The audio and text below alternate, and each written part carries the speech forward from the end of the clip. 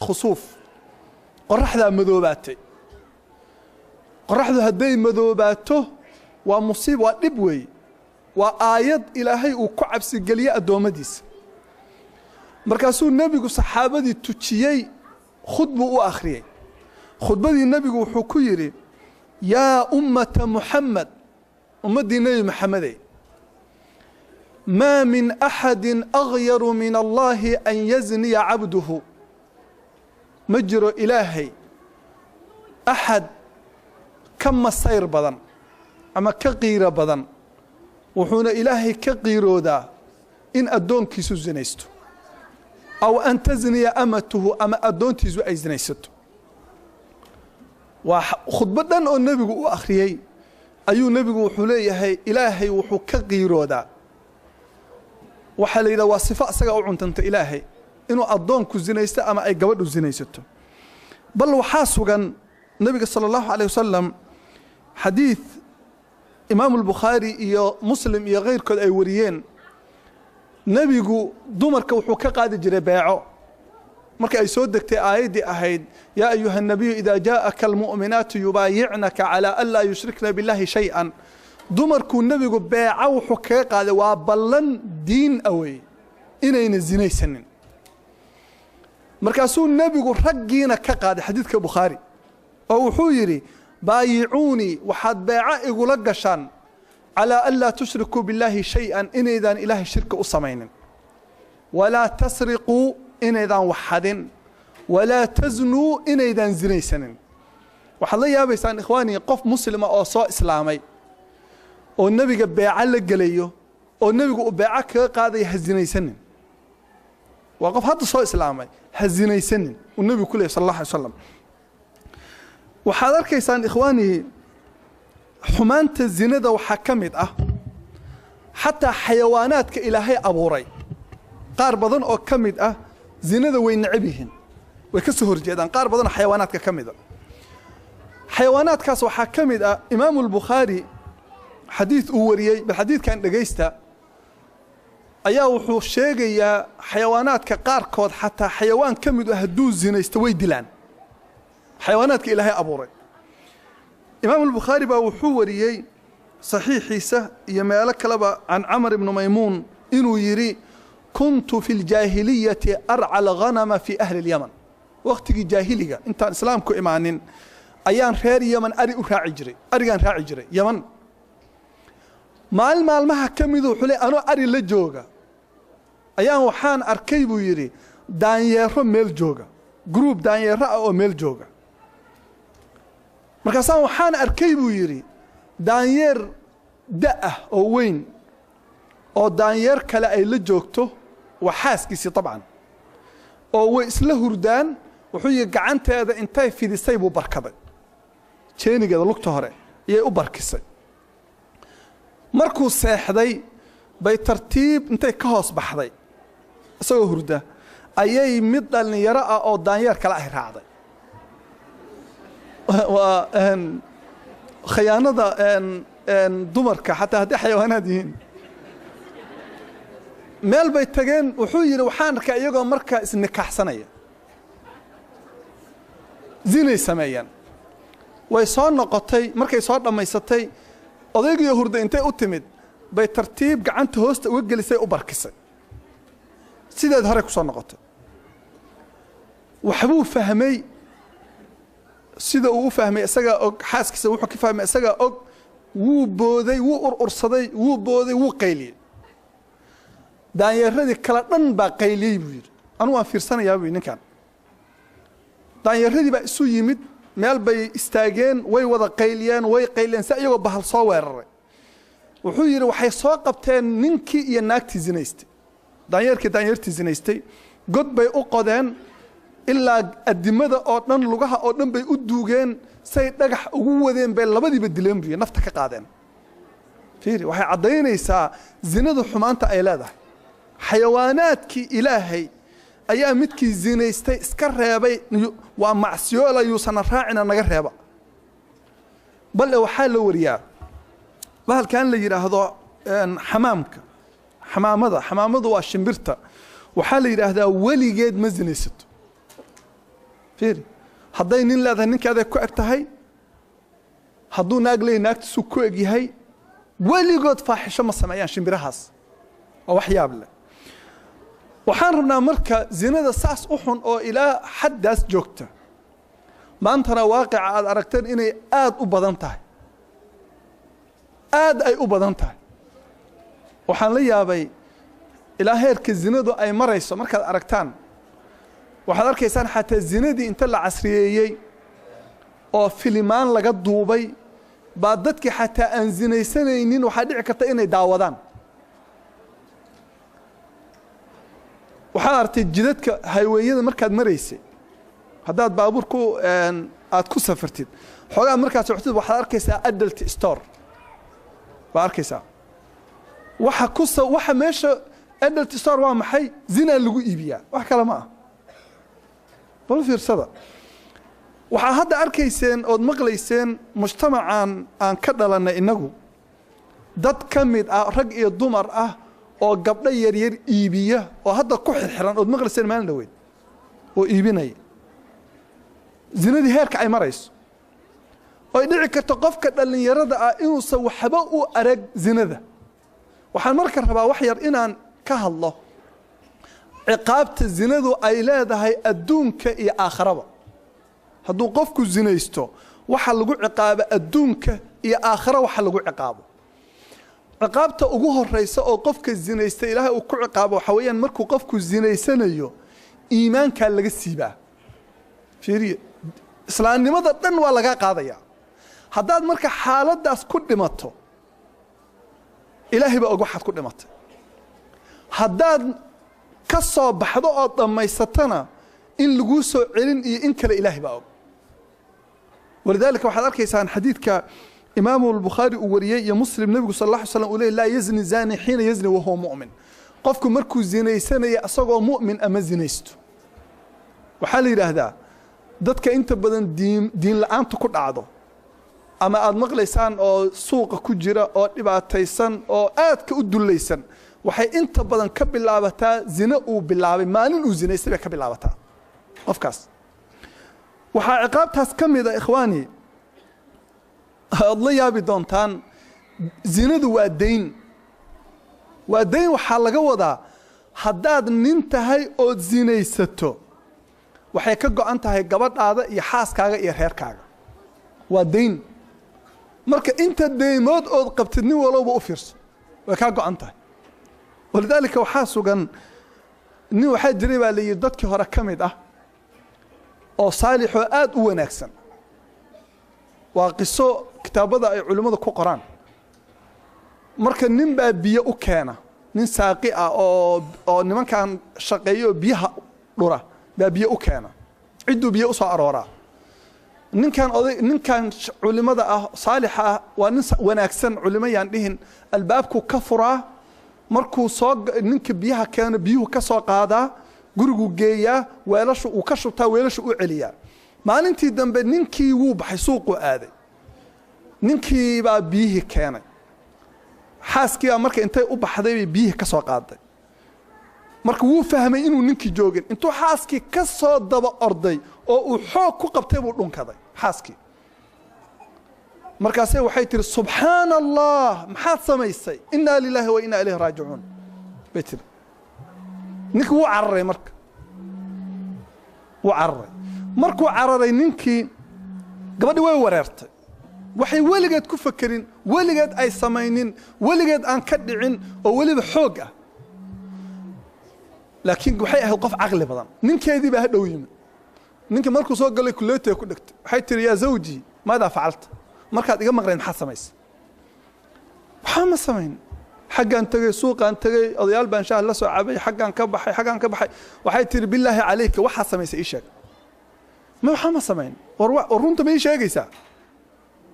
waa oday dembi weyn galay guriga albaabka lagu qabsaday kuleetiga markaasuu yidhi wallaahi haddaa sheekadu ugu fahmay inay wax jiraan wuxuu isiisho waa lagaa soo warsheekooday oo waxbaa la soo sheegay suu yidhi suuqaa dhex mari jirayoo maalin walba markaan suuqa dhex marayo indhahaan laabi jiray hoos baan fiirin jiray maanta anoo suuqa dhex mariyo baan waxaan arkay buu yidhi gabar aad u qurux badan oo dukaan ka soo jeeda markaasaan intaan u galay oon islooy baan dhunkaday markaasaan ka cararay markaasay waxay tiri anaa hadee layga gooyo ogow dhunkashadii u fiirsada waxaad ogaataan ikhwaani suuqa haddaad naag ku dhunkato gurigaagaa lagu dhunkan xaaskaaga iyo carruurtaada ogow gabdhahaaga haddaad suuqa naag ku daawato ku fiiriso gabdhahaaga iyo xaaskaagaa la daawan waa dayn maxay dhihi jireen saxan ku gud saan ku gud haddaad dhunkasho ku istaajiso waa la dhunkan haddaad zinaysato waa la zinaysan haddaad taabato waa la taaban adugu ama badso ama yarayso walidaalika ilaahay wuxuu leeyahay tabaaraka wa tacaala الزاني لا ينكح إلا زانية أو مشركة وزانية لا ينكحها إلا زان نينك الزنيستين مقورسة ناك أن زنيسنين ناك الزنيستين مقورسة أن زنيسنين وحيابها مجتمع كد عيو في صدى عرورته وحا كد عيو في صدى دادك وحا كد عيو في صدى انت بدن وادين أي ريارك وقبان وي قف ريارك كم إذا هدبك سو جيدي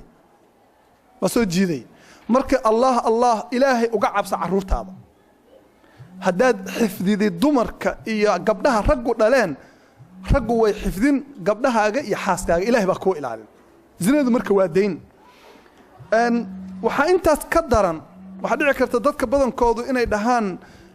maba kala jecliba haddaa anigu zinaysa maxaa iga galay naagtan hadday zinaystay haddii kale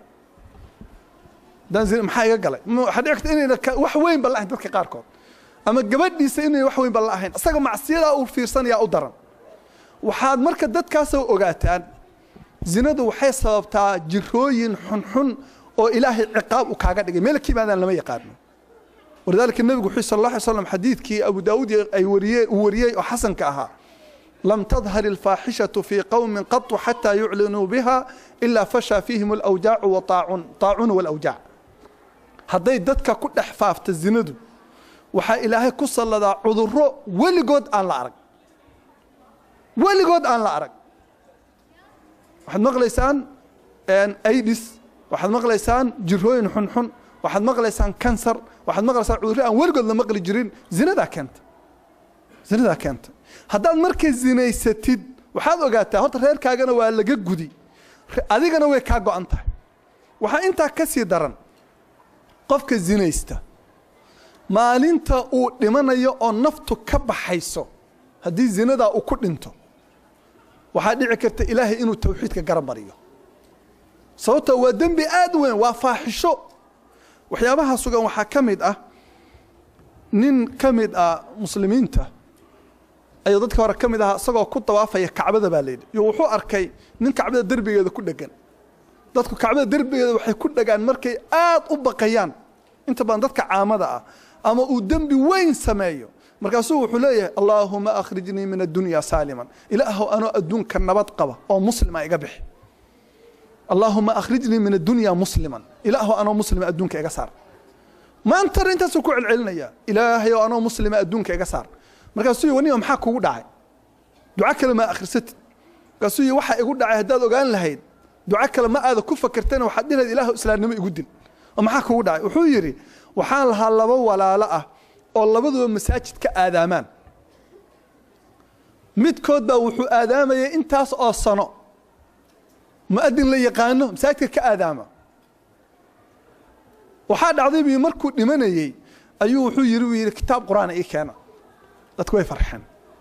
maasha allah malaha quraan buu akhrin doonaa markii loo dhiibay intuu kitaabkii saas u qabtay buu wuxuu yidhi ogaada kan iyo waxa ku qoran waan ka gaaloobay ma aaminsani saacaddaa laga bilaabo markii hore kaana yusalli binnaas waa aadaami jiray dadku tujin jiray quraan buu akhrin jiray waan ka gaaloobay dadkii dhan way ooyeen wuxuu yidhi walaalkaygii kale oo asna masaajidka kale aadaami jiray oo booskii galay baa markuu dhimanayay sidoo kale yidhi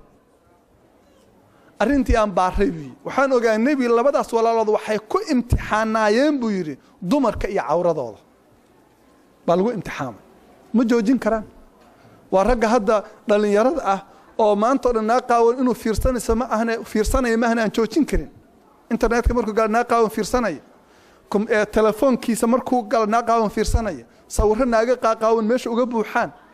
oo maanta oo dhan waxaas fiirsanaya gabadha waxaas fiirsanaysa ogow taasaa ku sugaysa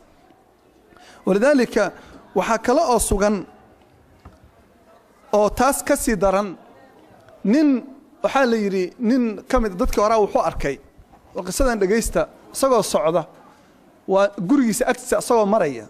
iyo wuxuu arkay gabar qurux badan oo ku soo socota uu istaagay uu sugay markaasay waxay tiri xagee loo maraa xamaamka minjaab xamaamku waa meelaha steam roomka dadku ay ku qubaystaan oo ay isku qurqurxiyaan markaasuu yiri ma ku tusaa say tiri ha suu yiri kaalay suu wadu gurigiisa galiyay waa halkaana galbiyo guriga markay gashay uu albaabka ku xirtay markaasuu yiri xamaam meesha ma yaale waxaan meesha ku keenay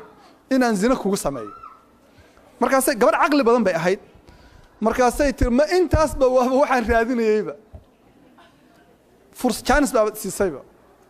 markuu soo ag fariistay oo sheekadii u macaaneysay oo ay xoogaa la waday ayay waxay tiri gaajo xun baa haysay cunto ma taala markaasuu ma laakiin makhaaydan kaaga raadinaya say tiri cunto badan ii soo gad gaajo xun baa haysay uu orday ninkii isma oga daf makhaayadii uu tagay cuntu soo dalbay uu soo orday naagtii ma joogto intaas rabtay iyadu inuu baxay rabtay markay baxday ayuu ninkii waashay gabadhii madax martay waxa la yiri wuxuu dhahaa يا رب قائلة يوما وقد تعبت أين الطريق إلى حمام منجاب الله مالين مد دا شيء أو إتر حق الله مراه مسقشي أما حمامك منجاب حقيك بحضي أو قبردي مالين تيدن به أيها قبر بقى مقاشي أسوأ على مركاسي وحي كنت ريبا ليري هذا العجيب وحي كنت هلا جعلت سريعا إذا ظفرت بها حرزا على الدار أو قفلا على الباب مركز هالشيء محل أما قروا أقول قفل ويدي أما أدو أردين ويدي أدو قطعت تيبو فيري تينا ويسكت هذا ناق ماشي مرة سيأحد ننكي سو هذا أقول علينا نين مسلم وأها بعد نفط سقطهم مركزها اللي يري الورد أشهاده كلمة دي بكوع علينا يا رب قائلة يوما وقد تعبت ما يدو الدالن بوحي تلحق الله مرة حمامك مجاب والله يا إخواني وحاد أقاتان qofka dadka zinada ku imtixaamano waxa dhici karta maalinta aad imanayso wax qalbi ku jira Ilaahay inuu soo saaro waad qarin kartaa dadka waad ka qarin kartaa laakiin maalinta aad imanaysid Ilaahay baa soo saari doona hadaad ka toobad keenin aakhira marka la tago qofku markuu qabriga galo waxa u bilowda dadka zinaysta cadaabkaas nabiga sheegay sallallahu alayhi wasallam xadiidka Bukhari oo uu yiri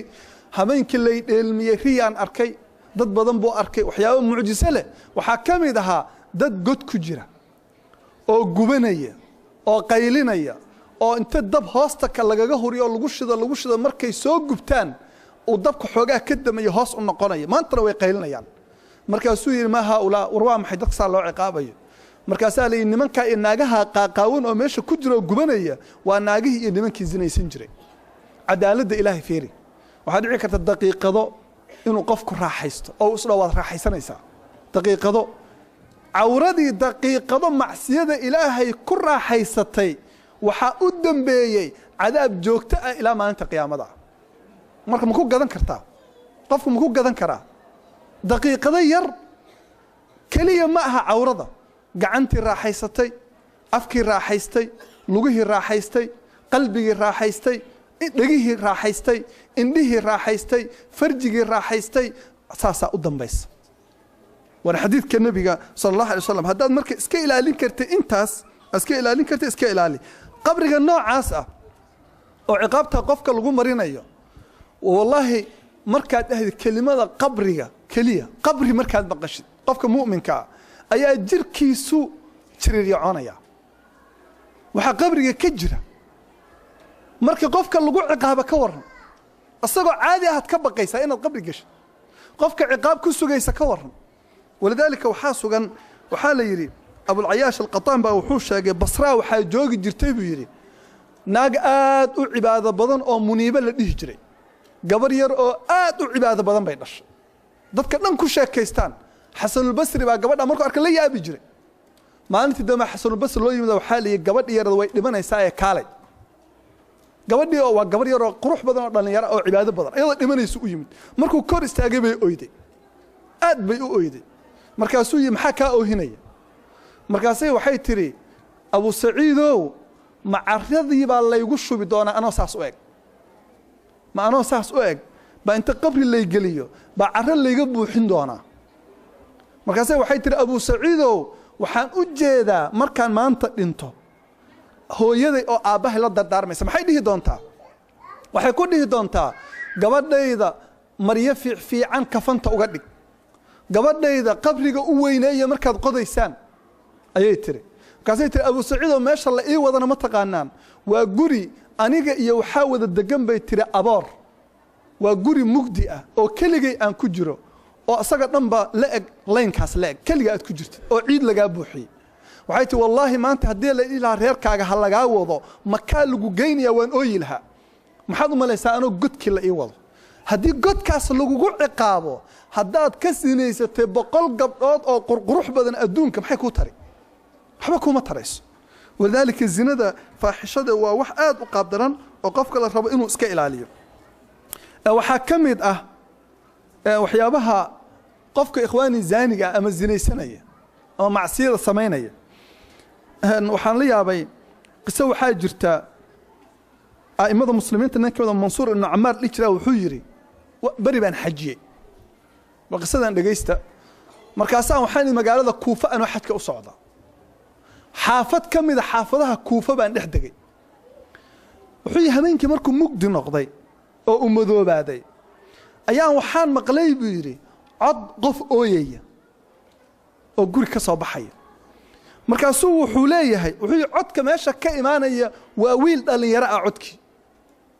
wuxuu leeyahay ilaahi وعزتك وجلالك ما أردت معصيتك مخالفتك إلهيو شرفت هذا يا أود هذا كود داريه بان كود دارتيه مركان كعاسني علماء أنا جادر إن أنكو خلاف مركان كعاسي ما أنا ربي إن أنكو خلافه ولكن عصيتك وان كعاسي إذا عصيتك مركان كعاسني وان كعاسني وما أنا بالنكالك جاهل عقابت هذا أنا موجين إن العقاب كل شيء وان أقع ولكن خطيئة عرضت لي لكن ذنبي بقى صبحي كان اسبان هالمر فيري أعانتني عليها شقائي أيان ضريضي ذي بأنا إيقو كالميسا فيري ويلك هذا الكيس نصيب حمضي دي أيا ذنبي إيقو كالميسا وحاكسي درن وغرني سترك المرخي علي وحانا إيقو كديي أستر كاقي آدي أستريسي دادكو إما أغين hadday dadku ku ogaan lahaayeen ood og tahay bari inay aabaha iyo hooyada walaalaha ku ogaan lahayn ma ada samaysan ilaahay baa ku asturaya islahayd ayuu yiri markaasuu intuu wiilkii qeeyuu wuxuu yiri waqad asaytuka bijahli wa khalaftuka bijuhdi walaka alhujjatu alayya horta anu waan ku caasiyay ilaahayo laakiin waxaad awood baad igu leedahay maan saartid baad iga yeeli kartaa laakiin maanta haddaan intiyaa ciqaabtaada iga celin doona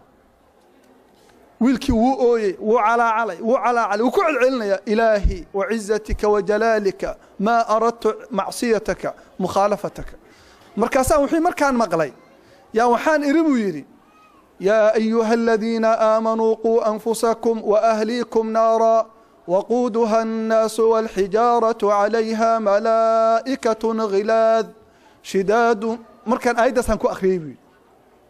dadkii muuminiinta ahayo naftiina naar ka badbaadiya naartaas oo dad iyo dhagaxan lagu shidi doono markaan inta iribu yiri wiilkii qaaq intuu qeyle yiri waa aamusay shib waa aamusay wuxuu yiri waan naxay gurigana ma gali karo guri islaameed subaxii baan waxaan arkay mail la wado habar duq oo daba socotaan waxaan iribu yiri ii waran maydka waa maxay markaasay tiri waa wiilkaygiyo mid ilaahay abaalmarintu mudan yahay uu ku abaalmariyo oon khayr qabin baa xalay aayad ku dul akhriya markaasay nafti ka baxday naxdin kaliya fiiri waxa dhici karta wiilkaas wuxuu sameeyay ilaahay baa og laakiin ikhwaani haddaad isweydiisid qofka macsiyada markuu sameynayo waxa dhici karta inuu ilaahay iska halmaamo daqiiqada inuu ilaahay iska halmaamo macsiyo uu iskaga dhex jiro markuu dhameeyo uu soo baraarugo ogow ilaa aad ka dhimato macsiyada raadkeedu kaama harayo markaad dhimatana qabrigay kugu sugaysaa taas waa mid waxaan kala rabaa wax yar inaan idin sheego dadku waa afar qaybood muslimiintu waa afar qaybood qolo ilaahay wuu ka ilaaliyay dunuubtaas macsiyadaas ilaahay baa ka xifdiyay alxamdulilah dhaha qofka ilaahay ka xifdiyay alxamdulilah dhah qofna waa qof ilaahay ku imtixaamay qofna وقف دتك ويري بمعصية وأسوي كشقينية قفنا وقف أنت أصلا نكون أكسن دتك ومعصية كرهبية سيد علماء أكل أو ليس كداي وحن ربا قف والبا إن واحد أنت دون استغنى عن كلمة ذكره إلهي تبارك وتعالى وحو قرآن كشيء كيي لبق الصو أو ويل يا جبر إلهي معصية وكإلهي يوناجي جارين لأن يركض صلاة وقصقا وحو إلهي له هو مريم ابنة عمران التي أحصنت فرجها قبلنا مريم اللي يراهدو إلهي كموسا أمان الصلاة فيريا إلهي كموسا أمان الصون إلهي كموسا أمان الحج إلهي وحكو أماني قرآن كان لغو شاقي وان مقاشين وقبلنا أن واحد يعكرت إن هذا قف كلو دمر مقعس القرآن كو أرق إلهي قرآن كو أمانه وحيري مريم ذي فرج هذا يعورض هذا إلى لسه وشرفه قبلنا اللي يراه يدرك هذا إلى لسه مركز إلهي وحكو أبا المريي مركز ومريم ابنة عمران التي أحصنت فرجها فنفخنا فيه من روحنا وصدقت بكلمات ربها وكتبه وكانت من القانتين فيري وأمان وين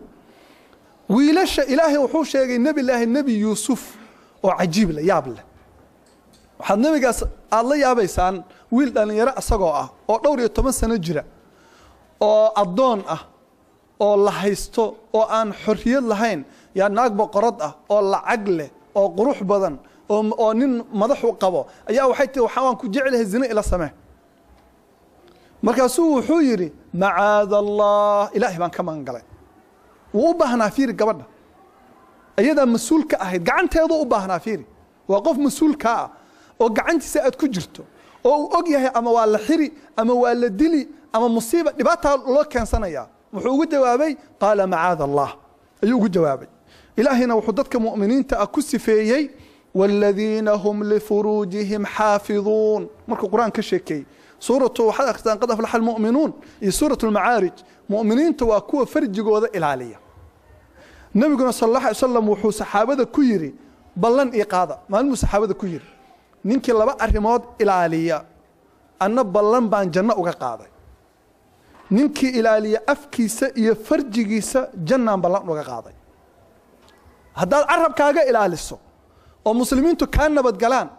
وفرجيغاغا آد إلى لسيد أوضا حاران لا آذن أضمنوا له الجنة جنة أبلن قاضية فير جنة كسوغيس هدادا لبدا إلى لننا نار با كسوغيس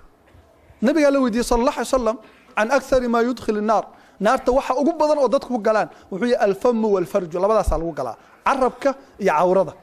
لبدا سالو قلا قصص وحسلف كي كسوغان وحين شجع صدح قصة وصدح عبرة كسوغان وفي القصص عبرة كسوغان قصوين كا وحكمد نو حاجري جليش ربيع ابن خثيم oo dadkii ka kamid ahaa oo aad u cibaad badan waa nin dhalinyaro oo Ilaahay diin u siiyay ninka dhalinyarada oo mutadayinka oo diinta leh iyo gabadha dhalinyarada oo diinta leh mutadayinada ah bal u fiirsa dadka diinta leh say ahaan jireen waxa dhici karta adoo diin sheeganaya inaad meelaha taagan tahay oo aad macsiyada aad ka fogeyn waxa la yiri niman dhalinyaro aba sheekaystay mid qisada soo gaabiyo markaas waxay ka sheekeeyeen ninkaas وريكان dhalinyarada oo cibaadada badan waxaan rabnaa inaan soo dabno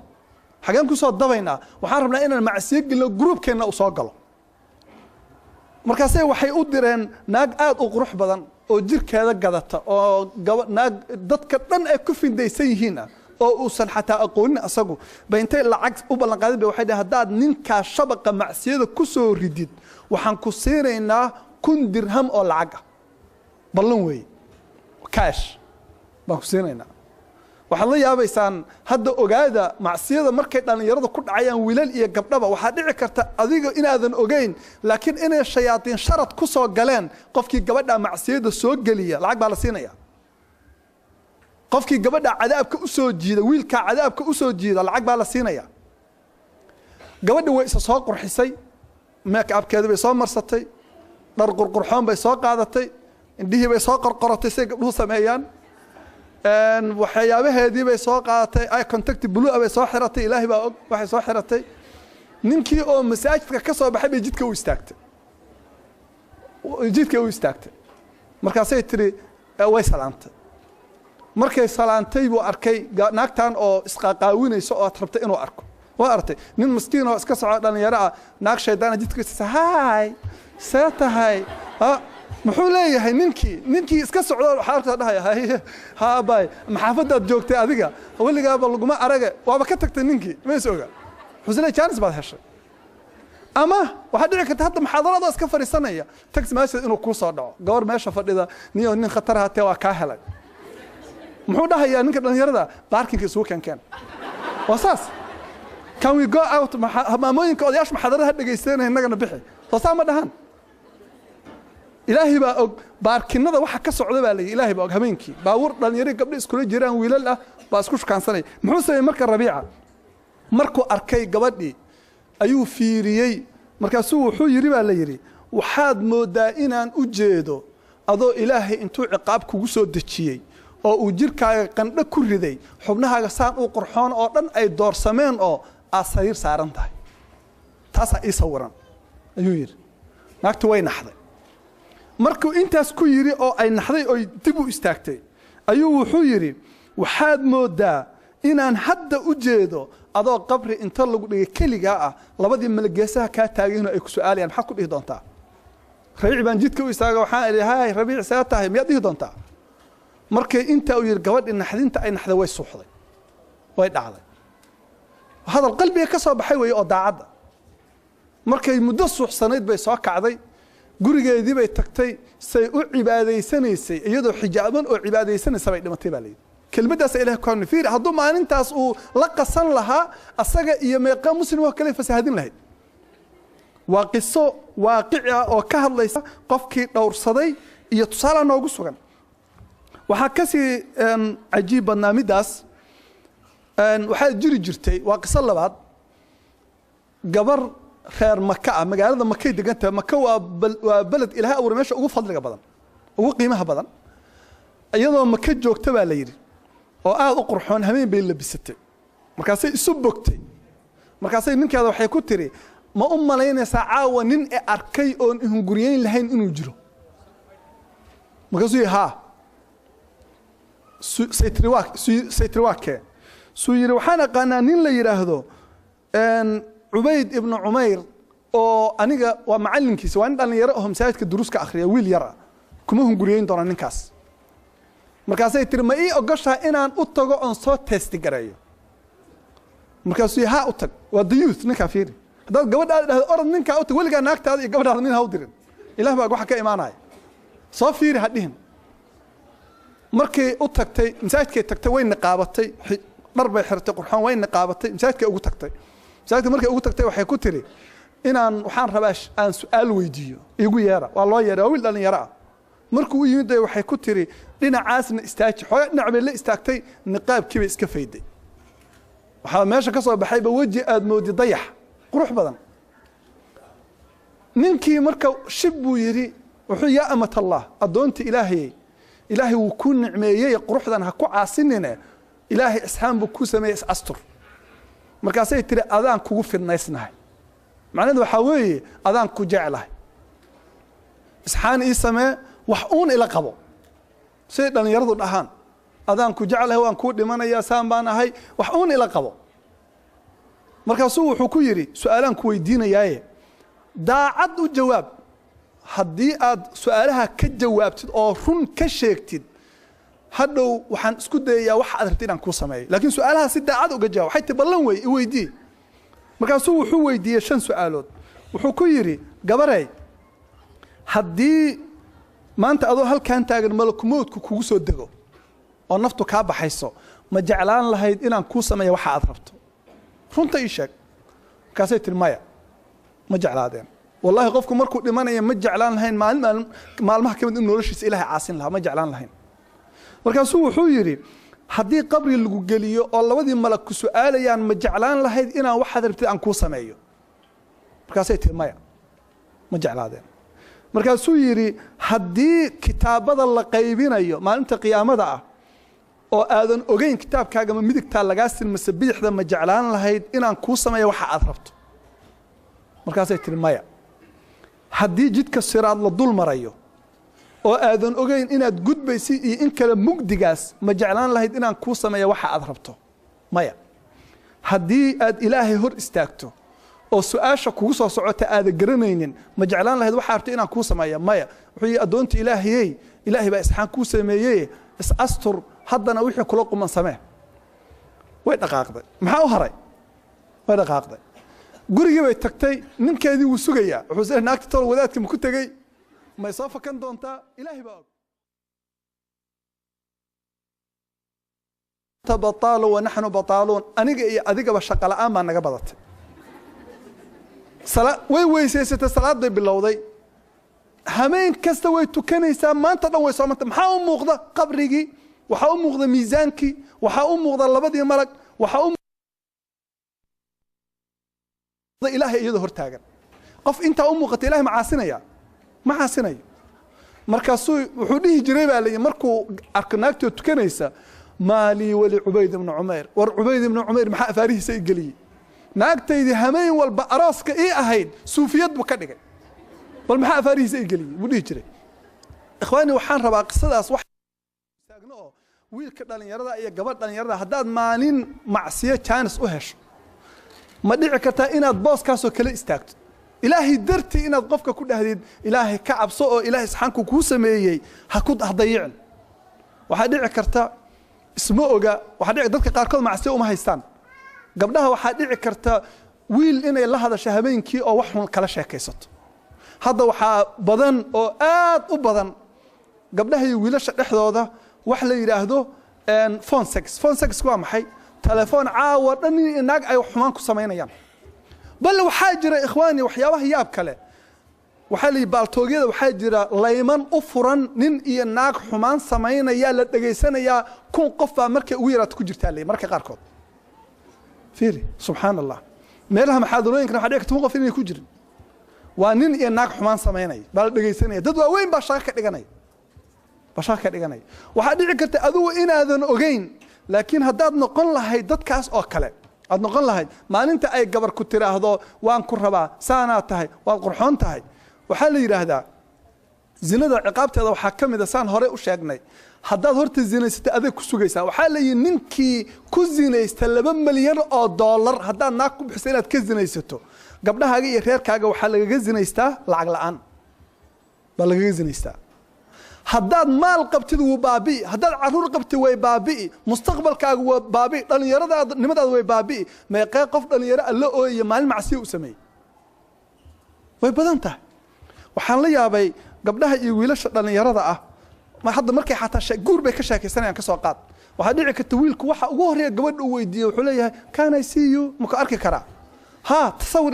bay u soo diraysaa waxa ku xigta sawirka inuu ay u soo dirto inuu dhaho oo timahaaga qaawan ma arki karaa ha way u soo diri jirkaaga oo saana ma arki karaa way u soo diri fiiri gabadha waa macsiyeysatay wiilkana wuu macsiyeystay ogow waa laba macsiyo ama bas ama yarayso adu ma is ogid waxaan leenahay waxa dhici karta inaad isdhahdid maxaa guurka ku diiday nin baa sawiradaada qaaqaawan daawada hameen walba ilaahay guur kuma sahlayo waxa dhici karta wiilku inuu isleeyahay maxaa guur ku diiday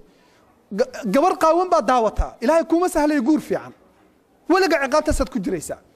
haddaad dhowrsatidna wallahi ikhwaani waxaad ogaataan qofka ka dhowrsada zinada asagoo waliba heli kara oo dhalinyaro ah oo chance heli kara ilaahay darti uga dhowrsada qofka zinaysta ciqaabta uu dareemaya baa ka daran asagoo dhibka uu dareemo maxaad dareemaysaa markaad ugu badatid 5 daqiiqo inuu qofka naftiisu ay xoogaa qasanto oo isdhaho ma samaysaa miskadaysa inuu isdhaho xoogaa kadibna wuxuu dhaway ka tagayaan hadhowna wuu farxaya ilaahay baa iga badbaadiyay dhalinyarada wiilasha waliba wax ilaahay ha ka baqeen wiilasha Mareykanka jooga oo iskuulada iyo dhigta waxa qiyaas ahaan la yiri semester kasta ama sanad kasta gabar maskiin ah oo xijaabnayd ama daacad ahayd buu suuqa galiyaa soo u wado waa ku jeclay waa ku guursanaya waa u wado markay meesha u dambaysa ay marayso ayuu gooyaa fiir gabadh meel ka soo noqoto ma joogto waxa sida dhawaad ceebowday qaar hadda waxa la sheegayaa gabdhaha intay kamera ka duubaan website-yada galiya fiir iyadoo qaawan buu kaamira ka duubaya wuxuu leeyahay haddaadan waxaan raba ii sameyn sawirradaan dadka dhan tusaaya iyadoo qaawan bay sawirrada u soo dirta cod baa duuban codkeedu record garaynaya maxaa adiga ku geliya meel tuhma ah maxaa codkaaga adoo isjajabinaya nin maqashiye maxaa sawirkaaga nin siiyey maxaa timahaaga iyagoo qaawan nin tusay hadhow haddii lagugu sheekaysa adaa isu keenay gruubka labaad ikhwaani waxaa weeye gruubkaas waxay gruubkii ka dhowrsaday iyo gruubkii ku dhacay waa laba gruub gruubka saddexaad waxaa weeye maanta imtixaan baan haysta haddaan nahay mujtamacan soomaalida imtixaankaas waxaa weeye dad waxaa jira muslimiin sheeganaya oo ku fakaraya inay gabadha muslimadda ah suuqa geliyaan kuwa iskuullada jooga ka mida kuwa communitida jooga qaarkood baa ka mida waxaa ka mid ah kuwii hadda idaacooyinka aad maqlayseen oo subxaanallah dad muslimiin ah oo dhowr iyo 20 ka badan oo lagu xirxiray gabdho muslimiin ah gadayeen jirkooda subxaanallah maxaan ugu jawaabnaa maxaa ilaahay la hortagaynaa maxaa ilaahay la hortagayaan oo hadda xabsiyada ku jira oo leeyahay usaan oo hadda waxaa la yiri gabdho waxaa jira intay gobolada ka soo safraan iyo gobolada kale waxay u aadaan inay gabdho gadaan ama inay wiilal yar yar ay gabdho u gadaan oo sisiyaan way u aadaan waxaad ogaataan dadka noocaas waa ku ilaahay u lahaa in alladina yuhibbuna an tashi'a al-fahishatu fi alladina aamanu lahum adabun alimun fi dunya wal akhirah wallahu ya'lamu wa antum la ta'lamun waxa ka dambeeya waa shaytaan waxa dhaqaajinaya waa shaytaan waxaad ogaataa ikhwaani hatta wax kale iska day hadaad wiil iyo gabar isbartid oo adigu aad isbartid oo macsiyo ay sameeyaan macsiyadaas qayb kamid ah yeelanaysa adaa u sahlay iska daa inaad iibisidoo lacag ka raadisid iska daa gabadho inay jirkeeda gado iska daa subxaanallah qolada u dambaysa waxaa weeye dadka wanaagga amraya oo xumaanta reebaya oo zinadii ka hortagaya oo dhahaya ilaahay ka baqo waxaan iska daaya waxaa la rabaa dadkaas inaan badino juhdiga hooyooyinka iyo aabbayaasha kowka ah waxaa la rabaa gabadhaada iyo wiilkaaga yarka inaad u sheegtay macsiyada dhibka ay leedahay inaad gabadhaada u sheegtid sida ay isu ilaalin lahayd oo ragga isaga ilaalin lahayd waxa dhici karta waligeed hooyada gabadheeda inaynan ku tarbiyeynin gabadhu isaga ilaalin lahayd rag marka gabadhiiba hooyadeed kuma kalsoona waxa dhici karta inay naag kale oo iskuulka joogto oo counselor ah ay weydiiso taladeeda oo dhahdo wiil baan jecelahay wiil baasaana haday wax walba ku sheegi lahayd gabadhaada waxay tahay oo dhan waad ogaan lahayd adaa direction siin lahaa wiilkaaga sida oo kale wuu ahaan lahaa marka hooyooyinka iyo aabaha inta dhihi lahayd gabadha dhar xijaab xiro oo khasab ah harnin ha raacin telefoon kuma hadli kartid inta dhihi lahayd waxa samaysaa way kale oo ku fahansiiso waxan ay macsiyo tahay samee telefoon way ku hadli waxa waa dhalinyaro kama celin kartid laakiin waa inaad wax fahansiiso hadaad kaliya telefoon kuma hadli kartid waxa la yiraahdaa hadda waxaan aragnaa qoysas la leeyahay telefoonada guryaha waa laga gooyaa TV ma yaalo internet waa laga jaray cable waa laga jaray gabadhii still iyo wiilkii xumaan bay aadayaan maxaa dhacay wayga saxda ma aha kaas